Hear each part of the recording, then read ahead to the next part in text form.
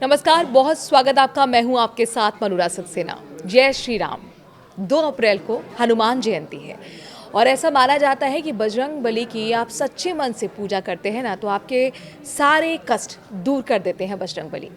तो हनुमान जयंती पर कैसे खुश करें बजरंग बली को, क्या मंत्र पढ़ें, क्या है विधि विधान और क्या है शुभ मुहूर्त, जानने के लिए हमारे साथ खुद स्टूडियो में मौजूद हैं ज्योतिषाचार्य प्रतीक जी। बहुत स्वागत आपका। तो प्रतीक जी, हनुमान जयंती है तो सबसे पहले सुबह का और शाम का शुभ मुहूर्त बता दीजिए।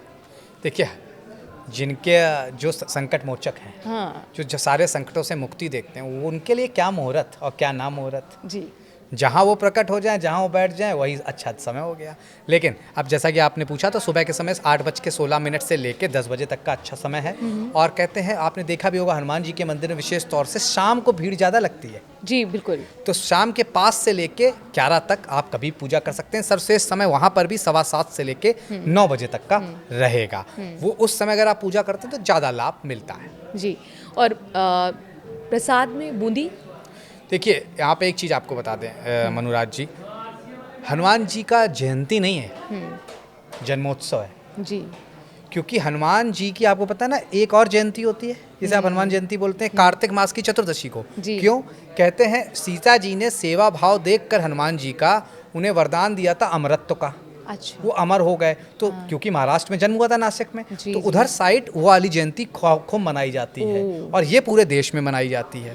तो हनुमान जी को खास तौर से अमरता का वरदान प्राप्त है, इसलिए मैं कहता हूँ जयंती नहीं, जन्मोत्सव बोला जाए जन्मोत्सव। तो ज़्यादा बेहतर।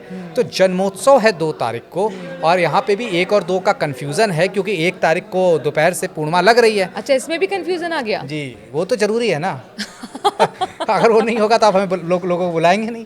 तो फिर 2 तारीख को ही मनाया जाए, नहीं, कंफर्म है तो या हम एक को भी कुछ लोग बना रहे हैं? हम कंफ्यूजन दूर करने के हाँ, लिए हैं। बिल्कुल देखिए, ये बताइए। कहीं ना कहीं एक गलत ट्रेंड सेट कर दिया है। जी। क्यों?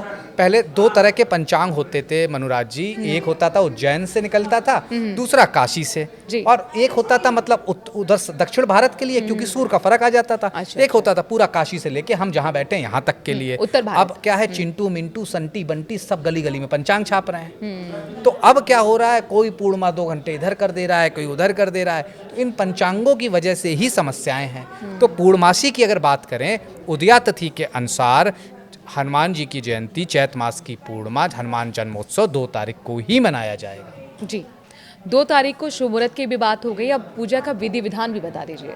देखिए, विधि विधान सबसे ज़्यादा जरूरी है शुद्धि। हनुमान जी ब्रह्मचर्य का पालन करते हैं, तो मांस मदिरा से दूर रहिए। तो और वैसे भी थर्सडे का दिन है, फ्राइडे होता तो ज़्यादा दिक्कत होती लोगों को। तो इससे दूर रहें और जितना हो पाए शुद्धि से ब्रह्म मुहूर्त पे उठकर पूजा करें। अगर नहीं हो पाता है शुद्धि से, क्योंकि भगवान भाव के भूखे हैं। ये नहीं देख रहे हैं कि 1.25 किलो बूंदी आई या नहीं आई। ठीक है, बूंदी चाहे 10 ग्राम भी आ जाए वो भी ठीक है। हाँ। लेकिन भगवान भाव के भूखे हैं, तो आप उठकर कल्याण करें। किनका? बंदरों की सेवा करें जो उनके प्रिय हैं, बच्चों की सेवा करें, वो बच्चे जिनको भोजन भी 2 टाइम नहीं मिल पा रहा है उनको भोजन कराएं, भंडारा कराएं। पूजा पाठ में खास तौर से शुद्धि का बहुत ख्याल रखना है। उस दिन किसी भी तरह के इस तरह के पदार्थ का सेवन नहीं करना है। और आपको हो पाए तो बंदरों को केला और हनुमान जी को बूंदी का प्रसाद जरूर चढ़ाएं। और हमारे शास्त्र में भी दान पुण्य का तो बहुत महत्व हमेशा से ही रहा है।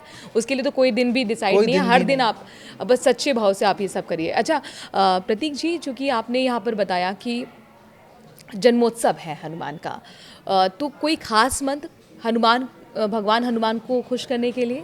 देखिए, हनुमान जी के लिए तो आप सिर्फ जय श्री राम और जय हनुमान ही कहते हैं, क्योंकि हनुमान जी पहले राम को याद करते हैं। तो जय श्री राम और जय हनुमान का ही आप पाठ करते रहिए। लेकिन खास मंत्र ओम हम हनुमते नमः, ओम हम हनुमते नमः, इसका 108 बार पाठ उस दिन करना चाहिए। हालांकि अगर देखा जाए किसी भी तरह की संकट मुक्ति के लिए आपको उस दिन सुंदरकांड का पाठ करना चाहिए। नौकरी व्यवसाय में कोई दिक्कत है, अप्रेजल टाइम भी आ रहा है मनुराज जी, जी, तो बिल्कुल, निश्चित बिल्कुल। तौर पर आपको सुंदरकांड का पाठ कर लेना जी। चाहिए। उसके अलावा अगर आपको विवाह में दिक्कत है, हनुमान चालीसा का पाठ करिए। कोई मनोकामना पूर्ति करनी है जो आपके मन नहीं हो पा रही थी पूरी, तो बजरंग बाण का पाठ कर लीजिए।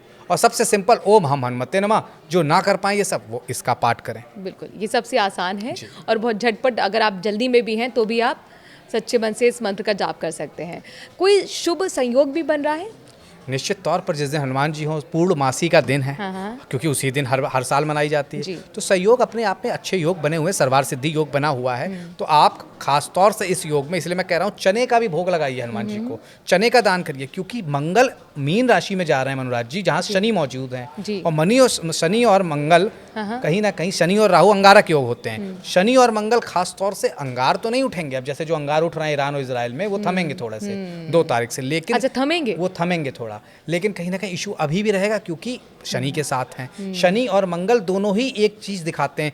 मंगल क्या है? सिलेंडर ही नहीं है सिर लाल वाला, मंगल उसके अलावा गैस भी है, एनर्जी भी है, और शनि कोयला है, तेल है। शनि मंगल का प्रयोग तेल में भी होता है, तो निश्चित तौर पर इन सब के दाम अगले 2-3 महीने बढ़ेंगे। जी, अब राशियों की अगर हम बात कर लें कि ये शुभ संयोग जो बन रहा है वो किन राशियों पर पॉजिटिव प्रभाव डालने वाला है? देखिए, मेष, मैं पूरी राशियों की बात कर लेता हूँ। जी। तो मेष लग्न, मेष राशि वालों आपके 12वें भाव में होंगे, पैसे का नुकसान हो सकता है, कर्ज लेन देन से बचना होगा।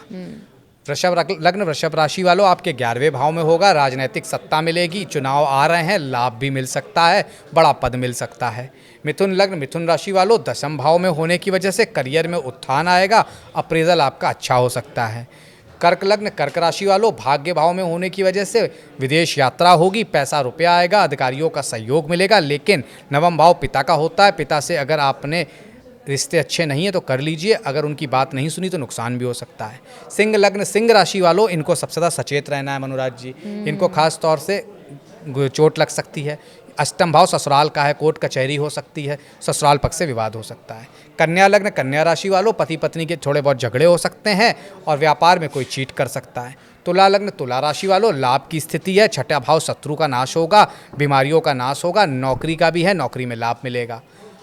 अब बात कर लेते हैं वृश्चिक लग्न, वृश्चिक राशि वालों 5वें भाव में होने की वजह से जो माताएं बहनें कंसीव नहीं कर पा रही उन्हें थोड़ा और डिले हो सकता है, जिन्होंने कंसीव कर लिया उन्हें ज़्यादा सुरक्षा देनी होगी अपने गर्भ को। 5वें भाव में होने की वजह से शिक्षा में भी अवरोध होगा। अब बात करें धनु लग्न, धनु राशि वालों माता को कष्ट हो सकता है, घर में लड़ाई झगड़े बढ़ेंगे। मकर लग्न, मकर राशि वालों 3 भाव में होने की वजह से पैतृक संपत्ति में विवाद, भाई बहनों से विवाद। कुंभ लग्न, कुंभ राशि वालों 2 भाव में होने की वजह से 2 भाव वाणी का भी है, तनख्वाह का भी है। तनख्वाह तो बढ़ जाएगी, लेकिन वाणी की वजह से ऑफिस में लोगों को शत्रु बना लेंगे, बने बनाए काम बिगाड़ लेंगे, तो वाणी पे कंट्रोल रखिएगा। मीन लग्न, मीन राशि वालों सारे कार्य पूरे होंगे, ओवर कॉन्फिडेंस से मत रखिएगा, कॉन्फिडेंस बहुत अच्छा रहेगा, चीज़ें पूर्ण होती हुई दिखती हैं। तो ये राशियों पर प्रभाव की हमने बात कर ली। कुछ अगर छूट रहा हो थाली में पूजा के वक्त, क्या क्या हमें रखना चाहिए भगवान हनुमान को देखिए, प्रसन्न लाल करने के कलर लिए? के फूल, गेंदे का फूल हो चाहे लाल कलर का कोई भी फूल हो, थोड़ा सा आप हो पाए बेसन से बनी हुई कोई मिठाई, बेसन के लड्डू या बूंदी वो रखिए, घी का दीपक जलाइए, धूप दिखाइए, अगरबत्ती का मैं विरोध करता हूँ, धूप बत्ती दिखाइए। उसी के साथ साथ हो पाए तो कुछ इलायची रख लीजिए और चना रख लीजिए। इन सबसे भोग आपको लगाना है भगवान को। उसी के साथ साथ संध्या काल के दौरान हो पाए सपरिवार बैठ के हनुमान चालीसा पढ़ लीजिए।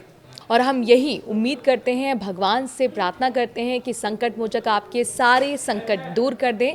आप सभी को हनुमान जयंती की, हनुमान जन्मोत्सव की बहुत सारी शुभकामनाएं। नमस्कार।